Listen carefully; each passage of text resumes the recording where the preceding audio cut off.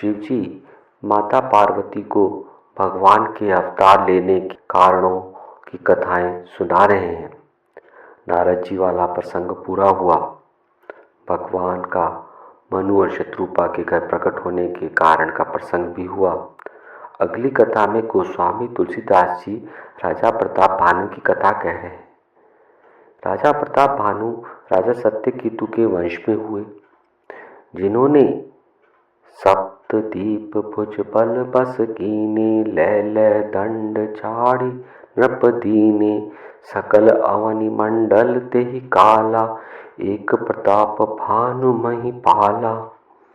यानी पूरी पृथ्वी पर एक छत्र राज करने वाले राजा प्रताप भानु अपने सैनिकों के साथ शिकार खेलने गए।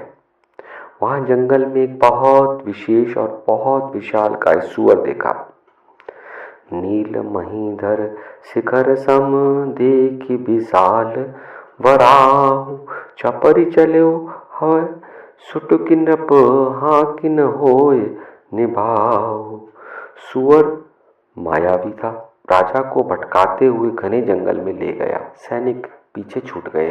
खेत खिन्न क्षुधित त्रसित राजा बाजी समेत, खोजत व्याकुल सरित सर, जल बिनु भयउ अछेत। राजा अकेला था, रात हो गई थी। जंगल में एक कुटिया दिखी जिसमें एक कपटी मुनि वेश बनाए रहता था। यह वही राजा था जिसको राजा प्रताप भानु ने युद्ध में हरा दिया था और राज्य तो छीन लिया उसका, लेकिन उसके प्राण छोड़ दिए। प्रताप भानु उस कुटिया में पहुंचा। राव त्रसित नहीं सो पहिचाना, देखि सुपेश महामुनि जाना, उते तुरग ते कीन प्रणामा, परम चतुर न कहो निज नामा।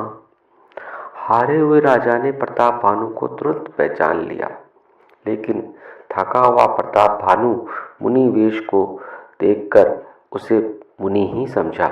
यहाँ गोस्वामी तुलसीदास जी ने एक बहुत सार गर्भित दोहा लिखा है। तुलसी जैसी भवतव्यता, तैसी मिलई सहाय, आपनु आवई ताहि पही, ताहि तहाँ ले जाय। यानी जैसी होनहार होती है वैसी ही सहायता मिलती है और वही परिस्थिति बन जाती है।